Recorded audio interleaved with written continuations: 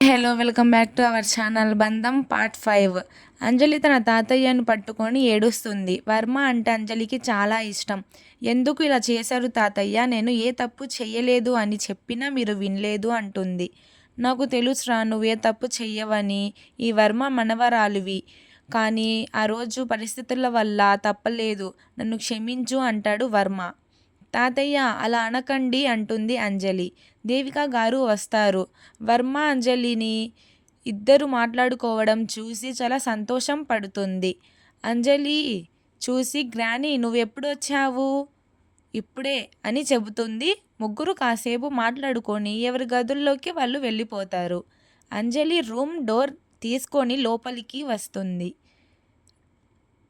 రూమ్లో ఉన్న అభిరామ్ని చూసి నువ్వేంటి ఇక్కడున్నావు, వెళ్ళు బయటికి అని అంటుంది. హలో, ఎక్కడికి వెళ్ళేది అంటాడు అభిరామ్. ఇది నా రూమ్ అంటుంది అంజలి. నీది నాది కాదు అమ్మా, మన రూమ్. ఎంత ధైర్యం నా గదిలో ఉన్నది కాకుండా మనది అనడానికి ఏముంది హక్కు? ఏంటమ్మా ఏంటి హక్కు? నీ మెడలో ఉన్న తాళి ఇచ్చింది, అందుకని ఈరోజు నుంచి ఇక్కడే ఉంటాను. సరే, నాకు బాగా నిద్ర వస్తుంది, గుడ్ నైట్ అని దిండు దుప్పటేసి తీసుకొని సోఫా దగ్గరకు వెళ్తాడు. లేదు, నువ్వు ఉండడానికి వీలు లేదు అని అభిరామ్ చెయ్యి పట్టుకొని లాగుతుండగా స్లిప్పుపై అభిరామ్ మీద పడుతుంది అంజలి. కళ్ళల్లో కళ్ళు పెట్టి చూసుకుంటూ ఈ లోకాన్ని మర్చిపోయినట్టుగా అలా ఉండిపోతారు. కాసేపటికి తేరుకొని హే, నా మీద పడతావా, వదులు అంటుంది అంజలి.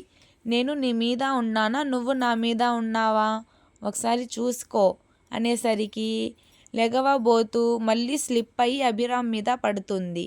అబ్బా అంటూ ఎంత బరువు నువ్వేంటి, లెగవమ్మా లెగు అని అంటాడు అభి. కాసేపు చెరుబురులాడి చేసేది ఏమీ లేక వెళ్ళి నిద్రపోతుంది అంజలి. మార్నింగ్ అభి ఫ్యాక్టరీకి వెళ్ళిపోతాడు. అంజలి ఫ్యాక్టరీలో వర్క్ చూడడానికి వస్తుంది. అక్కడ అభిని చూసి అతను ఏంటి ఇక్కడ అని గిరిని పిలిచి అడుగుతుంది. అది తాను ఇక్కడే పనిచేస్తున్నాడు సిస్టర్. ఎవరు తనకు ఉద్యోగం ఇచ్చింది? మీ తాతయ్య గారు అందరినీ పిలుస్తుంది అంజలి. అందరితో పాటు అభి కూడా వస్తాడు. ఈరోజు ఎలాగైనా పెండింగ్ వర్క్ పూర్తి అవ్వాలి, రేపు లోడ్ ఎత్తాలి, అందుకని ఈ నైట్ ఉండి పని పూర్తి చేయండి, మీకు భోజనం తెప్పిస్తాను, ఈ నైట్ వేతనం పండగ బోనస్తో కలిపి ఇస్తాను అని చెప్పి ఆఫీస్ రూమ్లోకి వెళ్ళిపోతుంది అంజలి. ఫ్యాక్టరీలో ఉద్యోగం ఇచ్చాను అని నాతో ఒక మాట చెప్పలేదు తాతయ్య, ఆలోచిస్తూ ఉంటుంది. అంతలో కాఫీ తీసుకొని లోపలికి వస్తాడు అభి. కాఫీ తాగండి మేడం, బుర్ర రిలీఫ్గా ఉంటుంది. హే, ఏమన్నావు? ఆలోచిస్తున్నావుగా, అందుకని నిన్ను కాదు, అసలు మా తాతయ్యను అనాలి. నిన్ను తెచ్చి నా నెత్తి మీద పెట్టాడు. కోపంగా చూసేసరికి అక్కడి నుంచి వెళ్ళిపోతాడు అభి. ఎవరి పనుల్లో వాళ్ళు బిజీ అయిపోయారు. అభికి చెబుతారు వెళ్ళి మేడంని పిలుచుకురాపో అని. ఒకసారి లోడ్ మొత్తం చెక్ చేస్తారు. సరే అని అంజలి దగ్గరకు వస్తాడు. టేబుల్పై వాలి అమాయకమైన ముఖం, పెదాలపైన చిన్నగా చిరునవ్వుతో ఎంతో అందంగా ఉన్న అంజలిని అలాగే చూస్తూ దివి మీద నుంచి కిందకు వచ్చిన దేవకన్యలా ఉంది తన మనసులో అనుకుంటూ చూస్తూ ఉండిపోయాడు అభి. అంజలి మెలకువ వచ్చి చూసేసరికి ఎదురుగా అభి ఉంటాడు. అతనేంటి అలా శిలలాగా నిలబడిపోయాడు?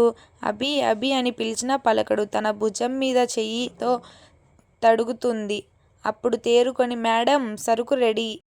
Okay, thank you. నచ్చితే లైక్ చేయండి, షేర్ చేయండి, సబ్స్క్రైబ్.